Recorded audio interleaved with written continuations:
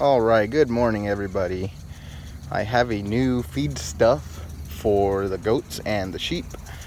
It shouldn't cause bloat, should not, but kind of testing them out, giving them a little bit. The sheep kind of came over, but unfortunately the goats are, assholes, but they rule the property. They kind of do what they want to do, and the sheep just kind of go along with it. But anyway, if you want to keep watching this stuff right here, go ahead and give me a like and subscribe. I'm going to keep asking for it just because it's working. I have so far seen about 8 new subscribers in just the past video. That is awesome, and I'm very happy to have you here, and I hope you enjoy your stay. Please comment on what you like, what you want to see. It helps me with content, as in what you, the viewer, want to see. But enough of that. This is kind of what I'm going. This is what I'm kind of doing today. I'm out here and I'm irrigating. I've moved them over to this paddock, and they've been here for about 3 days, and they're doing very, very well. Of course, they don't really like the seed heads of the foxtail, and I do have some oats in there. All the oats that sprouted, they're gone now.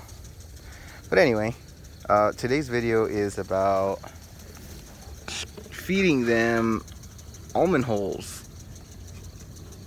They really like the almond hole when it's there. It's got the shell as well in there, so it's going to give them a ton of fiber and lignin, but it does have a little bit of a sugar, so that's the only thing that kind of concerns me. But so does everything else.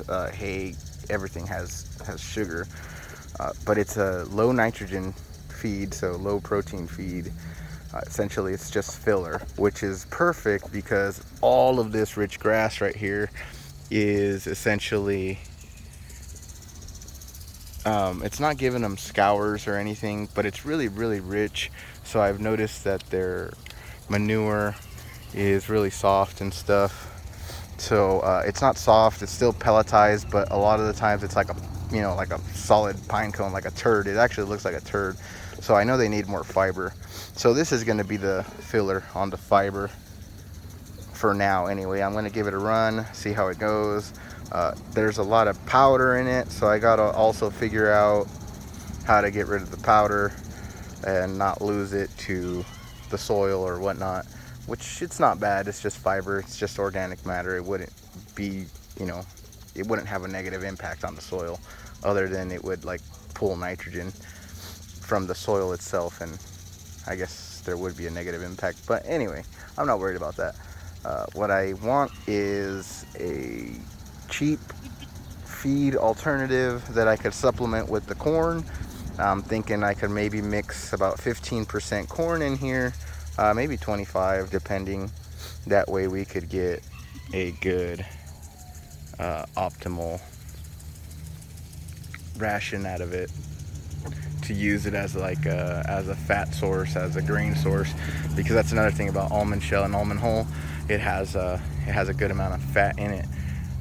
It's not a staple ingredient or anything like that for their diet, so we're not using it as such. We're just using it as another source of, just feed stuff. So far the goats are looking great. Doc's over here sticking his head through saying, hey, what are you guys eating? And he's gonna probably try to give it a try. Hey, you behave yourself. You behave yourself. He likes playing with them, which I don't let him do, because if you know Dobermans, they have a fun way, like a weird way of playing. Anyway, he hasn't attacked them or anything like that, so that's good. They kind of ignore him, and he kind of goes up to them and licks them on the face and whatnot. But anyway, yeah, so we're trying something new. The grass is rolling pretty good, and everything so far is doing great. I would like to apologize about the next video I'm going to post, and that's kind of I've kind of held it back just because I'm kind of scatterbrained on that one. I'm kind of scatterbrained on all of them, but real extra scatterbrained on that one. And I say a lot. I'm trying to fix that and control that. That way these videos are a little bit more enjoyable to watch. But anyway, you can see Phyllis over there getting attacked by her babies. She's got 3 doelings, and man, when they have triplets, dude, they get thin, man. It's really high energy stuff for them. When they have singles, you could see the difference in the size of the bucklings or doelings. One, I mean, they come out massive. They outgrow all the other ones. When they're twins, you could see them, they're fine, but when they're triplets, Phyllis over there has lost condition because of the triplets, and that's kind of why I did the corn, to try to supplement that so that condition comes up. But unfortunately, as you'll see in the other video, I kind of overdid it, and I killed 2 of the sheep. So that's terrible to say, but that's exactly what happened. So you can see that sheep right there, she's still, that ewe right there, she's still very skinny, very, you know, she's not looking good at all.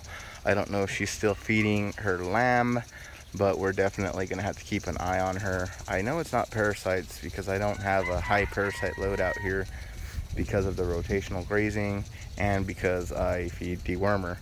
I do Safeguard, which is like Panicure and all that other stuff. You'll see it.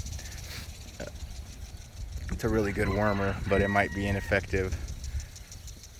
But anyway, these animals are looking good, except that sheep right there. She's not, that ewe, she's not looking too hot. She looks like she could use about, oh, I don't know, about 20 pounds on her still. But everybody else is looking great. The goats are looking great. Grass is looking great. And I'm going to try not to make any more mistakes this year, at least, hopefully. The mistakes are how you learn. Anyway, that's it for today. Thank you. Goodbye.